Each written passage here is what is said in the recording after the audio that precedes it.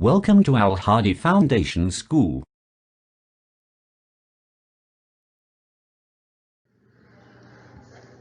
Assalamu alaikum dear students. Today we are going to start our lecture of maths from unit number 7, exercise 7C and question number 1. Question 1 is fill in the blanks. Fill in the blanks है आपके पास. First question आपने previous lecture में related to perimeter कुछ concepts लिए हैं.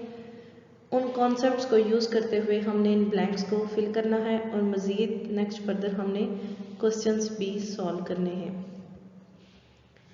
Part A, the perimeter of a shape is the blank of length of its sides.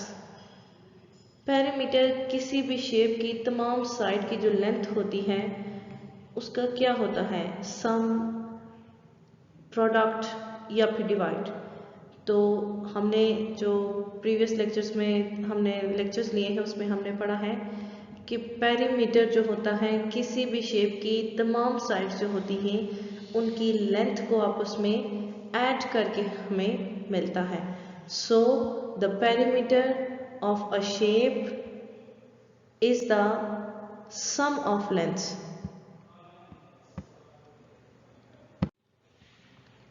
Some of lengths of its sides. So यहाँ पे आपके पास क्या आएगा? सम. फर्स्ट ब्लैंक में आपके पास आएगा सम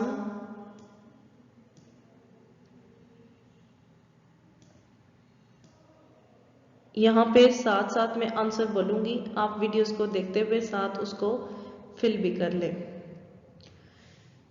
पार्ट बी है आपके पास the perimeter of a square with each side of 5 centimetre is. वो कहते हैं कि एक स्क्वायर का पेरीमीटर क्या होगा अगर उसकी हर साइड की लेंथ कितनी हो? 5 सेंटीमीटर. तो अगर उसकी एक साइड की लेंथ 5 सेंटीमीटर है तो इट मीन्स कि उसकी तमाम साइड्स की लेंथ 5 सेंटीमीटर है. सो जब हम 5 को 4 टाइम्स ऐड करेंगे, क्योंकि स्क्वायर की कितनी साइड्स होती है? 4, ये हमें पता है. जब हम 5 को 4 टाइम्स ऐड करेंगे, 5 + 5 10, 10 + 5 15, 15 + 5 20. 20 centimetre is the answer of part B. यहाँ पे आप साथ में लिखेंगे सेंटीमीटर.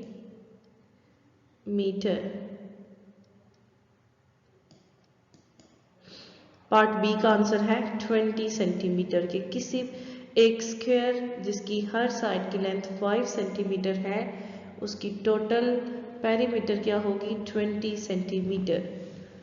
नेक्स्ट है पार्ट सी,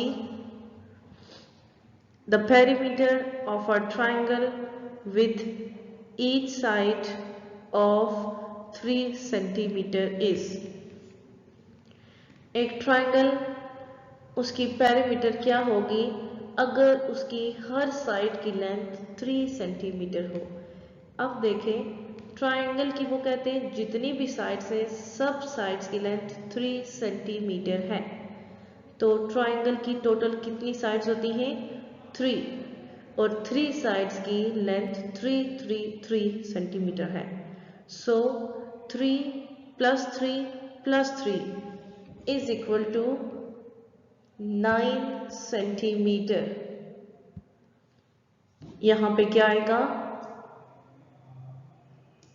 9 सेंटीमीटर के एक ट्राइंगल जिसकी तीनों साइड्स की लेंथ 3 सेंटीमीटर है उसका टोटल पेरीमीटर क्या होगा?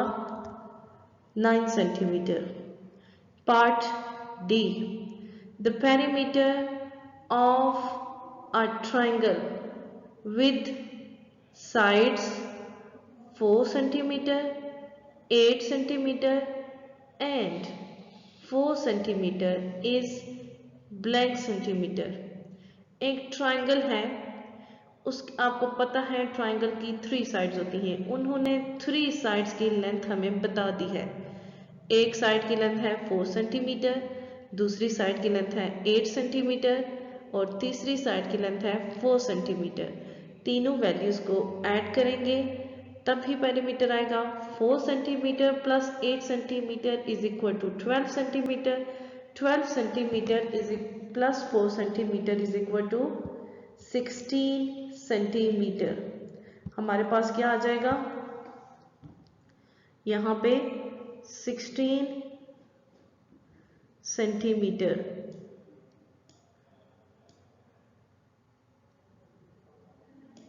सिक्सटीन सेंटीमीटर आपके पास आंसर आ जाएगा।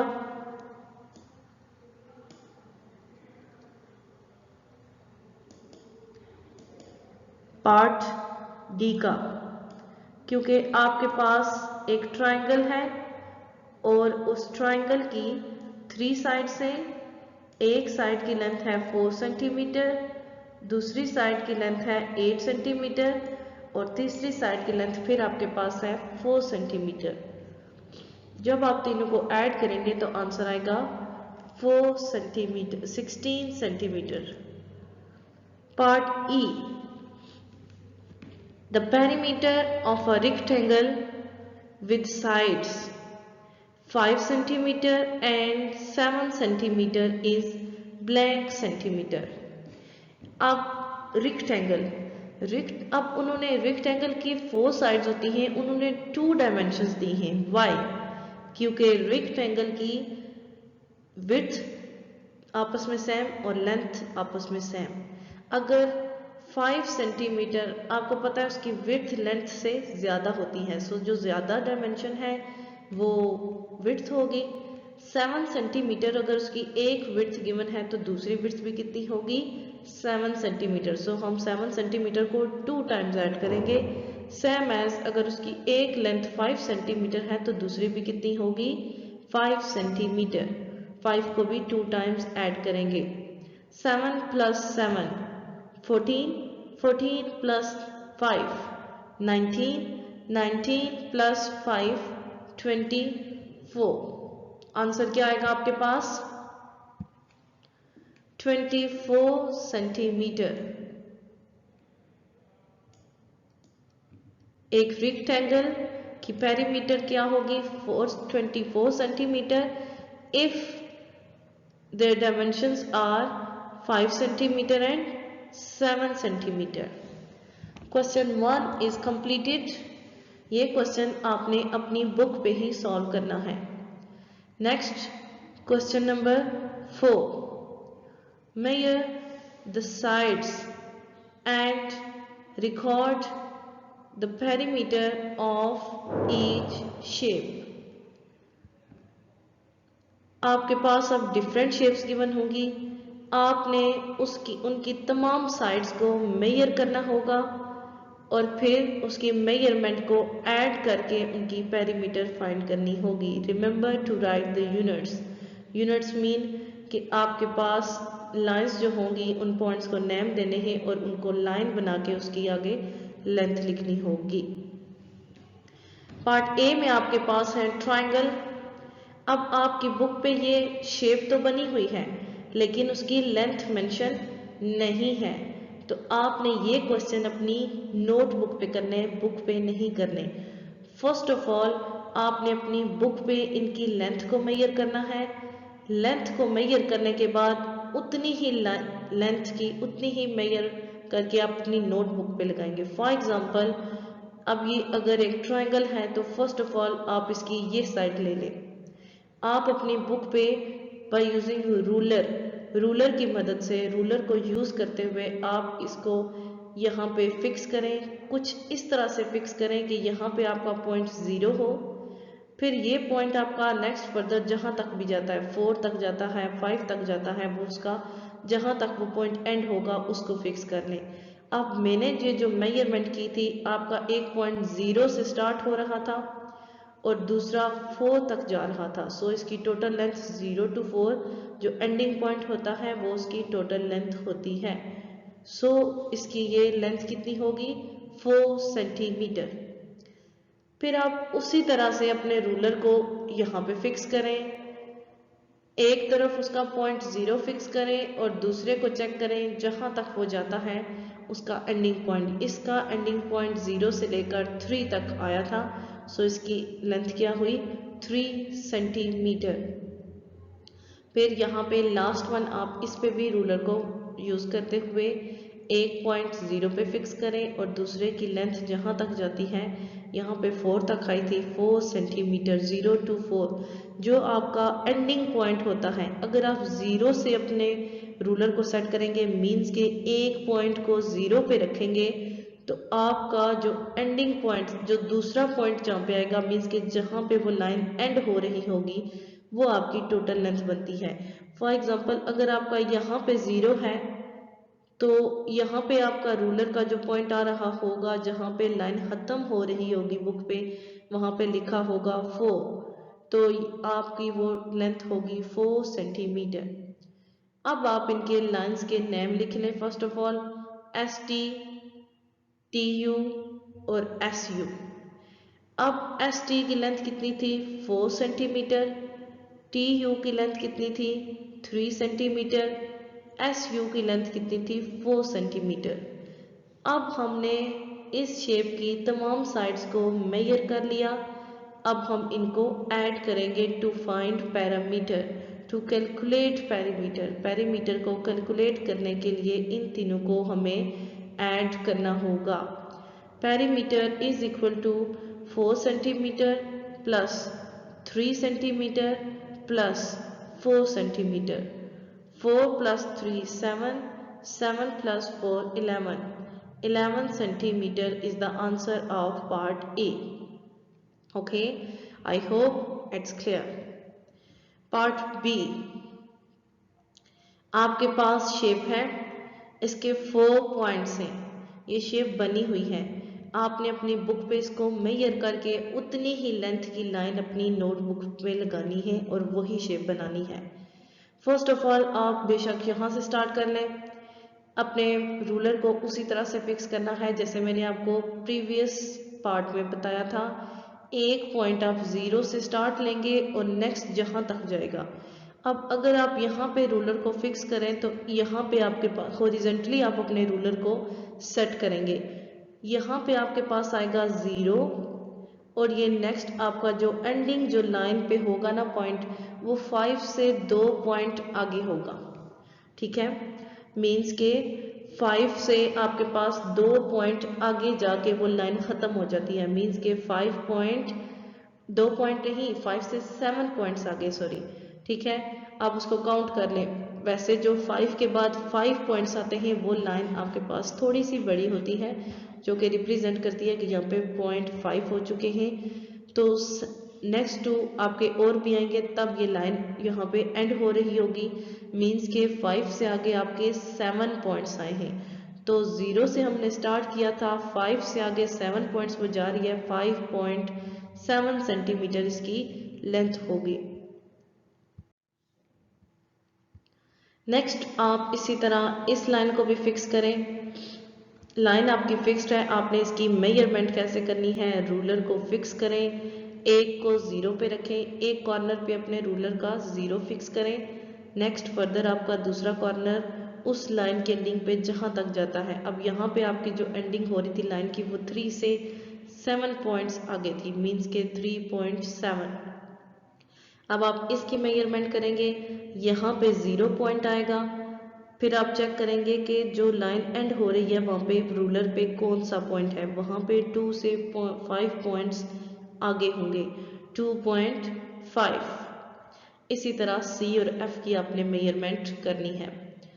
अब आपके पास जो लाइंस हैं उनके यूनिट्स लिख लेते हैं। CD, DE, EF, और CF। CD की लेंथ कितनी थी 5.7 सेंटीमीटर, DE की लेंथ कितनी थी 3.7 सेंटीमीटर, EF की लेंथ कितनी थी 2.5 सेंटीमीटर, CF की कितनी लेंथ थी 3.6 सेंटीमीटर। हमने चारों लाइन सेगमेंट्स की लेंथ लिख ली।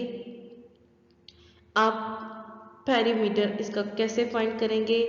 शेप की तमाम साइड्स की लेंथ को ऐड करके 5.7 प्लस 3.7 प्लस 2.5 प्लस 3.6 एडिशन आपको आती है, आप इनको ऐड करें, आपके पास आंसर आ जाएगा 15.5 centimetre is the answer of part B of question number 4।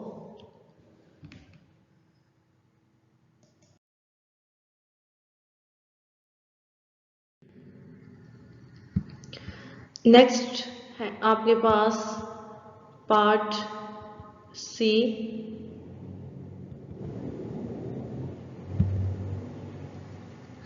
Part सी में आपके पास जो शेप है वो ना ट्रायंगुलर है, ना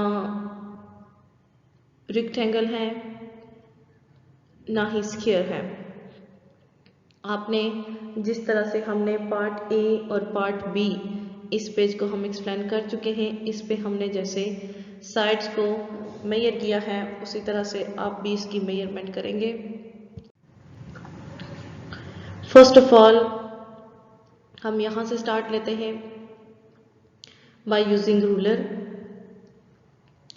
अपने रूलर को कुछ इस तरह से फिक्स करना है जैसे कि मैंने आपको पहले बताया है कि आपका जो स्टार्टिंग पॉइंट है वहाँ पे 0 लिखा हो और फिर नेक्स्ट फर्दर एंडिंग पे जहाँ पे आपकी लाइन एंड हो रही है लाइन को देखें और फिर साथ देखें कि जहाँ पे आपकी लाइन एंड हो रही है वहाँ पे रूलर पे कौन सा पॉइंट लिखा है। 3 से एक पॉइंट आगे होगा, मीन्स के 0 से हमने स्टार्ट किया 3.1 सेंटीमीटर तक हो गया। सो लाइन की लेंथ क्या होगी 3.1 सेंटीमीटर। नेक्स्ट है आपके पास ये लाइन 0 आपका यहाँ पे आएगा स्टार्टिंग पे और एंडिंग पे यहाँ पे जहाँ तक आपकी लाइन फर्दर जहाँ तक जाएगी। तो 0 से हमने स्टार्ट किया तो आपकी लाइन की एंडिंग पे आप चेक करेंगे 5 से भी 5 पॉइंट्स आगे होंगे रूलर पे। सो आपकी लेंथ 0 से स्टार्ट होके 5.5 सेंटीमीटर तक जाएगी। सो आपने यहाँ से मेजरमेंट करके आपने उतनी ही लेंथ की लाइन अपनी नोटबुक पे ड्रॉ करनी है। फिर आप इस लाइन को मेजर कर लें, क्योंकि जब ये लाइन ड्रॉ करेंगे तो फिर इनको आपस में ज्वाइन कर लीजिएगा। इस लाइन पे आप अपनी बुक पे मेजर करना है और फिर उतनी ही लेंथ की लाइन अपनी नोटबुक पे लगानी है। यहाँ पे 0 आ जाएगा और ये आपकी 1 पूरे 2 पॉइंट्स भी नहीं होंगे, 1.8 तक आएगा, मीन्स के पूरे 2 सेंटीमीटर की लाइन भी ये नहीं होगी। 1 से छोटे छोटे पॉइंट्स आगे आपके पास होते हैं वो सेंटीमीटर में मिलीमीटर्स में होते हैं, छोटे इन बिटवीन 1 और 2 के दरमियान जो पॉइंट्स होते हैं, ठीक है। तो ये आपके पास लाइन होगी 1.8 सेंटीमीटर की। फिर आप अपनी बुक पे इस लास्ट लाइन को मेजर करें, इसकी लेंथ होगी 4.9, मीन्स के यहाँ पे अगर आपका 0 होगा तो यहाँ पे जो आप जहाँ आपकी लाइन एंड हो रही होगी वहाँ पे 4 से 9 पॉइंट्स आगे, 5 से 1 पॉइंट पीछे होगा। ये इतनी ही मेजर करके आप अपनी नोटबुक पे लगाएंगे और इसकी लेंथ क्या है 4.9 सेंटीमीटर। अब आप इन तमाम लाइंस के यूनिट्स लिख लें, ml, kl, jk और jm। ml की लेंथ है 3.1 सेंटीमीटर, kl की लेंथ है 5.5 सेंटीमीटर, jk की लेंथ है 4.9 सेंटीमीटर, jm की लेंथ है 1.8 सेंटीमीटर। अब आप इन सब को ऐड कर लें आपके पास आंसर आ जाएगा 15.3 सेंटीमीटर। पेरीमीटर को फाइंड करने के लिए यहाँ पे आप पेरीमीटर लिख लीजिएगा। पेरीमीटर को फाइंड करने के लिए हमने इसकी तमाम साइड्स की लेंथ को ऐड किया है। आंसर हमारे पास आया है 15.3 सेंटीमीटर।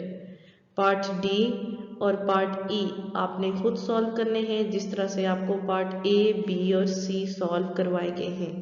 ओके, इस क्वेश्चन का मेथड एक बार फिर समझ लें। आपकी बुक पे शेप गिवन है, शेप की हर साइड को मेजर करते जाएं और उतनी ही लेंथ की आप लाइंस अपनी नोटबुक पे ड्रॉ करते जाएं, ताकि आपकी जो शेप बने वो बिल्कुल बुक जैसी हो। फिर आप उसकी लेंथ लिख सकते हैं, जितनी भी लेंथ होगी फिर आप उन तमाम साइड्स की लेंथ को ऐड करेंगे तो पेरीमीटर आ जाएगा। Part A, B, C are solved. Part D and E, you have to solve this by yourself. Question 1 and 4 are completed. Question 1 आपने अपनी बुक पे ही सॉल्व करना है। Question 4 आपने अपनी नोटबुक पे सॉल्व करना है। आज के लिए इतना ही काफ़ी है। ओके, अल्लाह हाफिज़।